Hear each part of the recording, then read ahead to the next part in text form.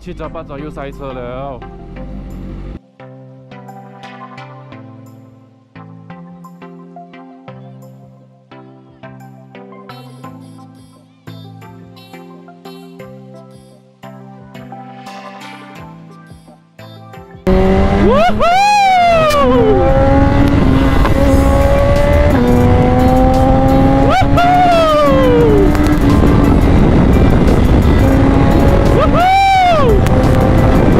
每次我这样的就好像给鬼上身这样啊！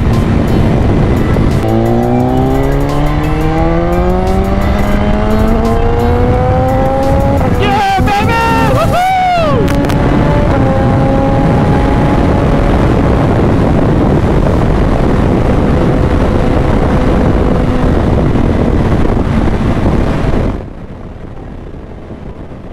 所以如果你们问我讲驾这种 Superbike 爽不爽？当然不爽啦！如果路每次这样直、这样宽的话，没有什么车当然爽啊！Hello， 各位大家好，欢迎回到我的频道。哇，你们真的是太厉害了！我一个礼拜前。不是一个礼拜了，几天前我那个第一个影片一出过后，我没有想到它的会这样多人看呢，我以为没有人会看。哇，这个可以讲你们的支持就是我的动力。我还以为是大概可能100个人，变了100个人了，50个人看的话有没有啊？然后非常感谢网友们跟支持者们的有 share 帮我 share 啦什么啦，所以有人看，这样证明什么？证明我就继续做，因为这是我的动力啊！哦，真的太谢谢你们了，真的，我一开始我觉得是没有人会看的，结果有人看的哦，有人喜欢看哦，这样我就继续做咯。那今天呢，我们的主题就是这种1000cc 的 Superbike 到底好不好驾啊？这个问题是我觉得见仁见智的哦，因为这个是比较 personal 的东西，他讲他第一他要看你是怎样的一个人，你是什么驾什么bike的一个人，然后第二要看你是住在什么地方，因为如果你那个地方天天都塞车，没有这种大路，没有这种直路给你跑，我跟你讲，你这样的 Superbike 你不要想了啦。我跟你讲，一你全身痛，二就是你完全是不会享受这样的bike，因为这种bike拿来什么？这种bike就是拿来加快的，然后没有路给你加快吗？你怎样加快？你可以买一辆naked bike 就可以了，因为那种比较舒服啊。然后我不知道你们听不听到我在讲什么其实我的耳朵很大声所以我讲话我都要用喊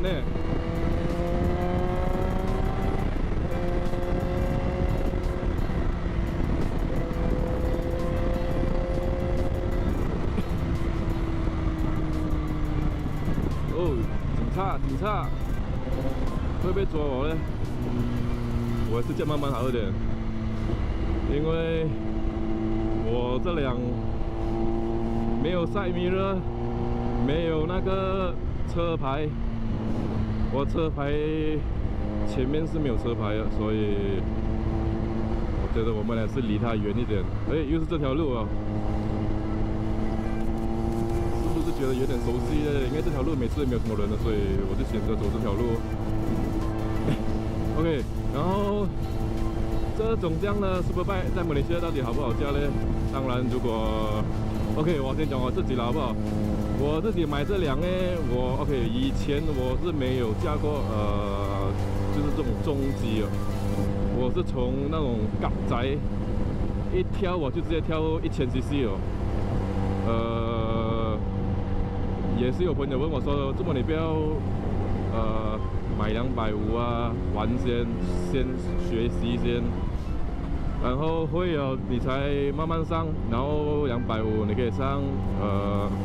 如果 OK 的话，你可以上600 OK 的话，你可以上可能700、800，不然就是600过后你可以直接跳1000。可是我就是我250也没有驾过，600也没有驾过，我就是一跳我就跳1000了。为什么呢？因为有很多人都会讲说，你驾这种你一跳就跳1000，这种这样有力的 bike 很危险。如果你不会管控好自己的话，你就是，总之就是很危险咯。因为我懂我自己本身嘛，因为我以前我是一路来我都在玩车了，因为我的心里可能我觉得说我买250cc 过后，可能不到，我怕是因为不到可能几个月，然后我又想 upgrade 了，所以因为我见过我朋友250cc，我觉得说真的是它就是轻，然后好驾，真的是很容易学习。然后所以之前我很想买250cc的，然后过后因为我的身边朋友什么 bike 都有，但我就全部借来借咯。250cc 我基本上驾过很多了，600cc 我也驾过很多了，然后1000cc 的呢，一开始我是不敢驾的，因为它的第一声音像吓人，第二它的机又比较重一点，第三它那辆车的爆发力太劲了，太有力了，所以我怕说等下转油门或者总之就是怕出事就对了。然后所以我就一直在犹豫着，结果我一犹豫就犹豫了差不多整1年了，一年我就是在犹豫着，在想要买什么，然后终于经过了一番的决定过后呢，我就打算fuck it 了，直接买1000啦。所以因为我觉得，如果说你讲危不危险，我觉得是看本人啦，看你自己本身。如果你是那种控制不到你自己的话，那你还是不要买比较好了，你买250cc start 比较好。如果说你是能控制好你自己，你 make sure 你的这只右手是不会不听话的话，这样呢，你就可以买，因为这只右手是非常的重要，因为它一定要听话。因为这辆车真的是太有力了，试给你们看。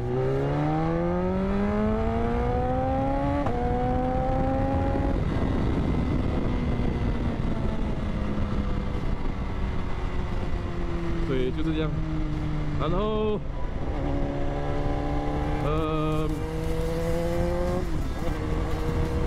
OK 买了过后就我才从这辆1000的慢慢的学习。然后尽量控制就尽量控制着你自己啊，控制着自己。像目前这两位，我试过最快是可以去到299，然后就是它那边就是顶标，所以我也不知道它的243，应该是超过300了。当然不是在这种这样多车的路上啦，是在完全没有车的路上。然后就是一条直路，所以我就 testing 了它的 top speed， 所以它的裂水是非常的恐怖。我相信有要玩摩托车的人，他们一定也是会跟我一样啦，会犹豫的啦。因为我一开始我是犹豫要买什么 bike， 要买 naked bike， 买 touring bike， 还是买这种就是 super bike。就一直想前想后，我想了1年呢，一直在那边犹豫着，我到底是要拿来做什么的啦？是拿来上班啦，拿来玩啦，拿来上云顶啦，拿来跑啦，还是什么？拿来 track 啦。然后结果，过后我得到了最终的决定，是因为我有想过要想玩 track。就是进吃饭玩 track， 因为车以前玩过啊，摩托我还没有玩过，所以我想学。我想去玩一下，所以我就没有得选了，就只是 Superbike 吧，因为这种在跑道上才能，讲在赛道上才能比较 perform 一点，才能发挥它的功效，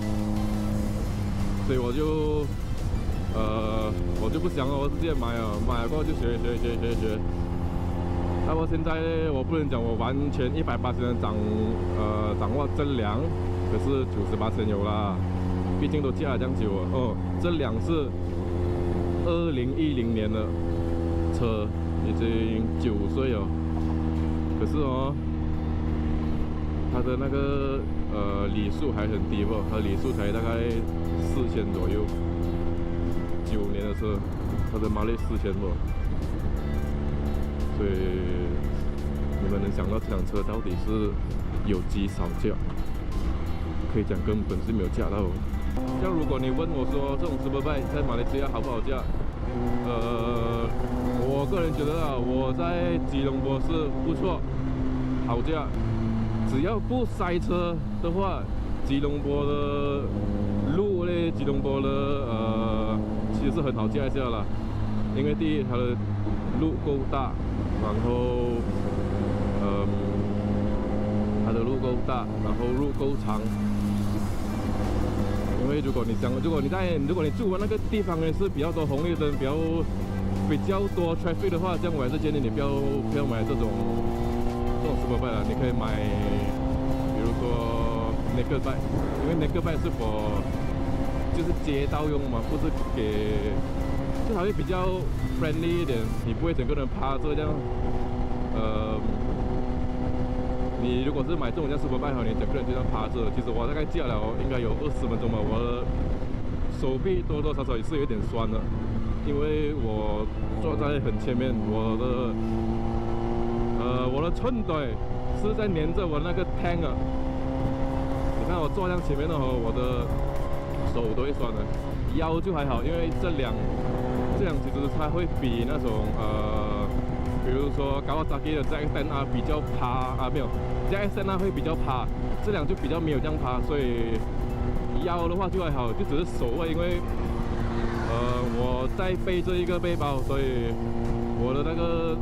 身上的重量会往前推一点，所以变成我的重量是往前推，所以我重量会集中在我的手腕这边，所以会比较酸一点咯。除此之外，我觉得因为你问我喜不喜欢，还是好不好，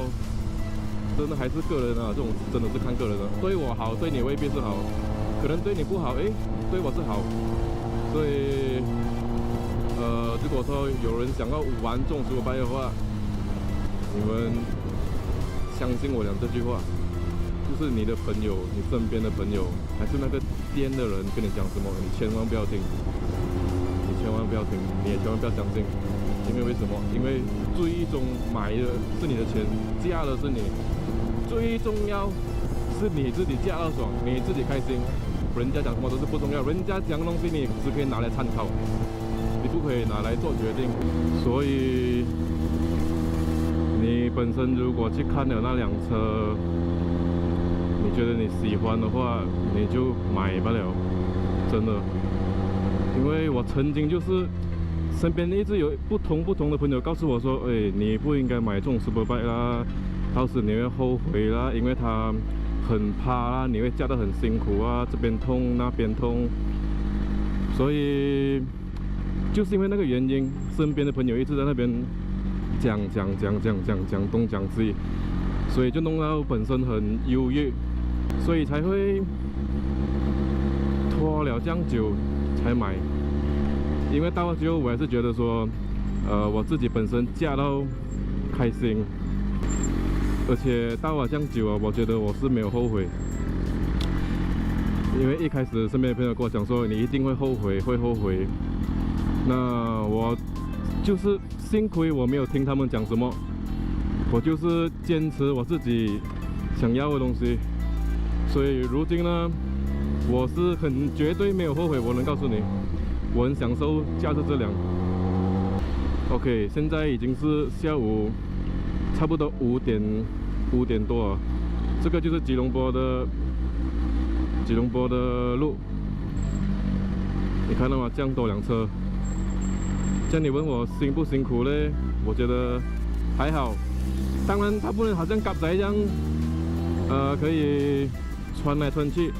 它这辆会比较难穿一点，因为它大辆，然后你也不想不小心的撞到别人吧。我还是出去这边比较好。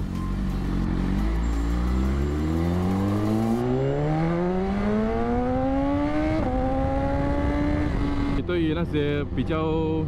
或者是已经犹豫了很久，也是跟我之前一样的情况，就是会身边的朋友会，会跟你讲这个讲那个。然后我的建议了哈，至少这个是我本人的建议，你先去试驾那辆车，你先去看先。你驾了过后你喜欢，然后你停下来，你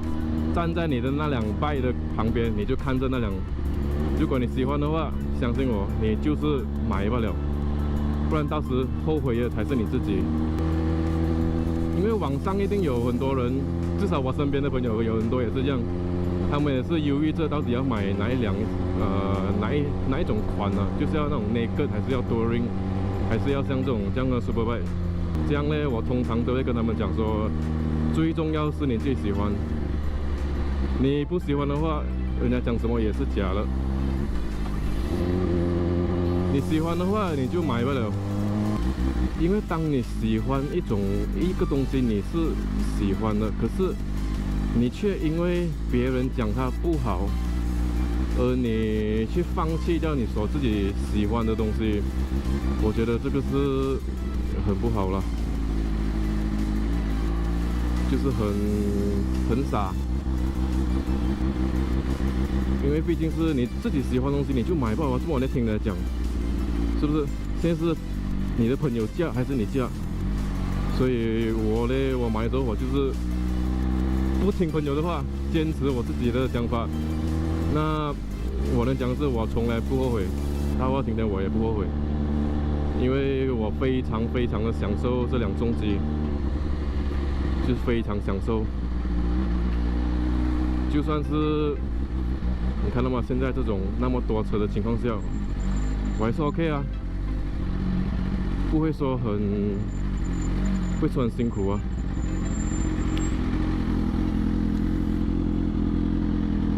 可能你要讲比较辛苦的东西，就是长途，就是说可能你想要可能你就会走很长途的一个旅程，比如说200多300 km 的长途啊，这样就可能会比较辛苦一点啦，因为你整个人这样趴着，手啊腰啊一定会比较累的。如果你是想要比较舒服的话，你可以买那个 bike 咯。那个 bike 也是可以很有力啊，然后它又比较舒服。它唯一的不好就是，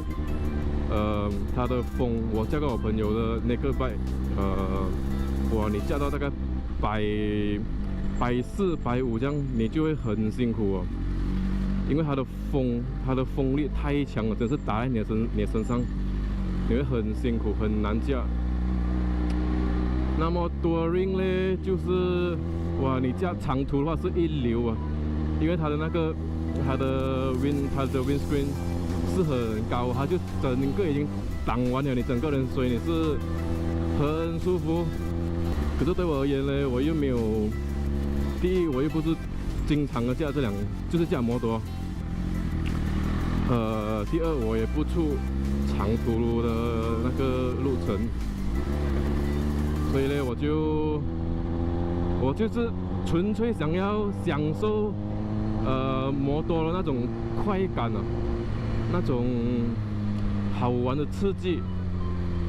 所以呢，我才会选择这种 superbike。它给我的感觉就是好像真的我每次一驾